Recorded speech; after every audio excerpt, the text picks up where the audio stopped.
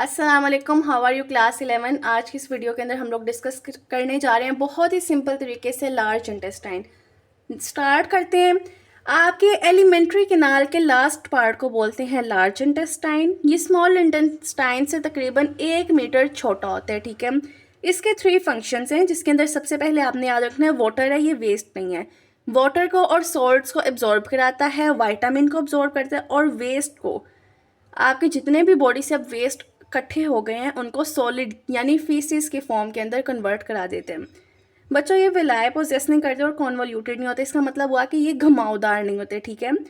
3 parts होते हैं, जिसमें पहला आ रहा है सीकम, दूसरा आ रहा है कोलोन, और थर्ड वन आ रहा है रेक्टम।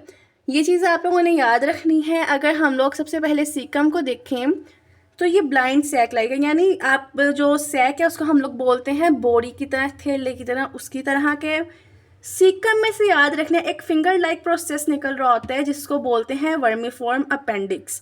आपके पास ना साइड पे एक बॉक्स बना होगा बुक के अंदर, वहाँ पे अपेंडिक्स के बारे में थोड़ी सी इन्फॉर्मेशन दी है, लेकिन हम लोग क्या करेंगे उसको एंड पे डिस्कस करते हैं। अभी यहाँ तक सिर्फ इतना याद रखो कि ह्यूमन डाइजेस्टिव सिस्टम के अंदर अपेंडिक्स का कोई फंक्शन नहीं, आपके पास MCQ आ सकता है, ठीक है। नेक्स्ट आपके पास आ रहा है कोलोन। सीकम के बाद आपके पास आता है कोलोन। इसके 3 पार्ट्स होते हैं, असेंडिंग, ट्रांसवर्स और डिसेंडिंग।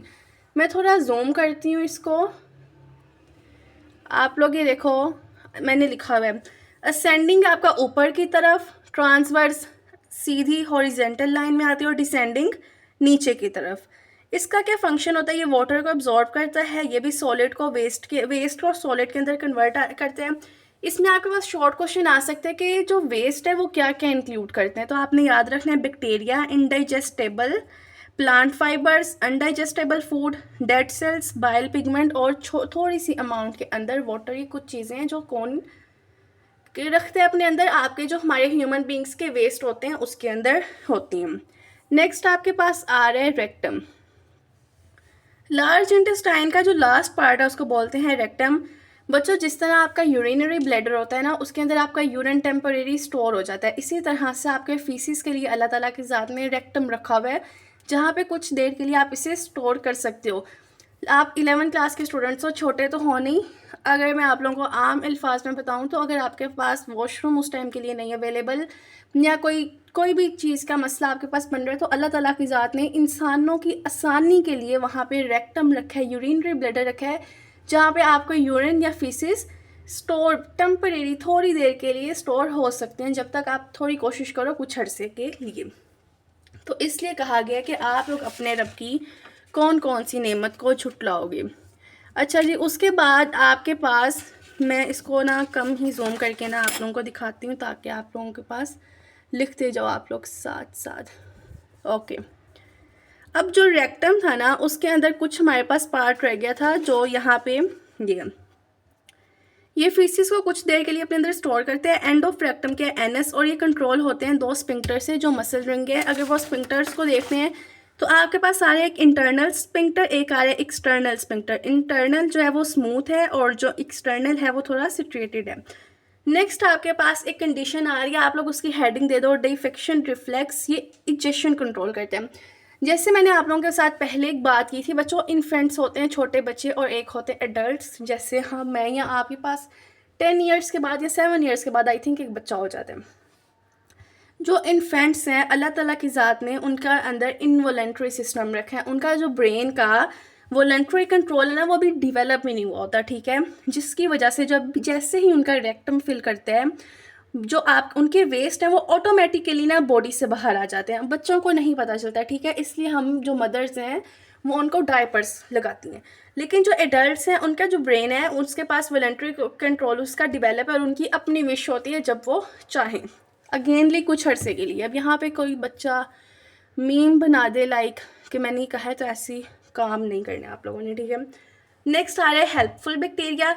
अभी तक तो आप लोग सुनते आओगे कि जितने भी बैक्टीरियाज होते हैं वो आप लोगों को नुकसान पहुंचा सकते हैं। आज हम लोग हेल्पफुल बैक्टीरिया की बात करेंगे। हेल्पफुल बैक्टीरिया जैसे कि ई कोलाई, बच्चों लार्ज इंटेस्टाइन के अंदर ये बैक्टीरिया होते हैं। अब ये क्या करता है, ये विटामिन के और अमाइनो एसिड्स बनाता है। विटामिन के का ब्लड क्लॉटिंग के अंदर बहुत ही अहम रोल प्ले होते हैं। आपके लार्ज इंटेस्टाइन के अंदर होते हैं विटामिन के।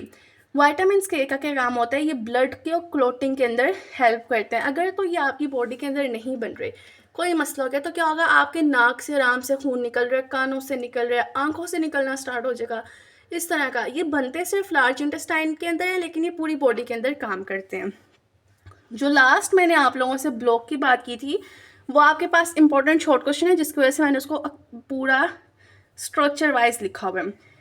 अपेंडिसिटिस बच्चों याद रखना है, हमारे पास अपेंडिक्स जो है वो फिंगर लाइक ऑर्गन होते हैं, एक फिंगर की तरह का एक ऑर्गन है, लेकिन आपकी जो हमारे पास ह्यूमन डाइजेस्टिव सिस्टम है उसके अंदर इसका कोई भी फंक्शन नहीं है।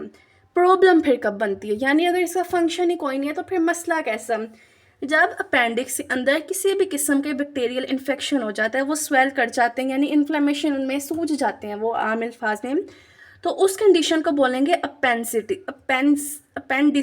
ओके, अपेंडिसिटिस क्या है, जब आपके अपेंडिक्स के अंदर बैक्टीरियल इन्फेक्शन हो जाते हैं, वो स्वेल या इन्फ्लेमेशन वहाँ पे हो जाती है, तो उस कंडीशन को बोलते हैं अपेंडिसिटिस।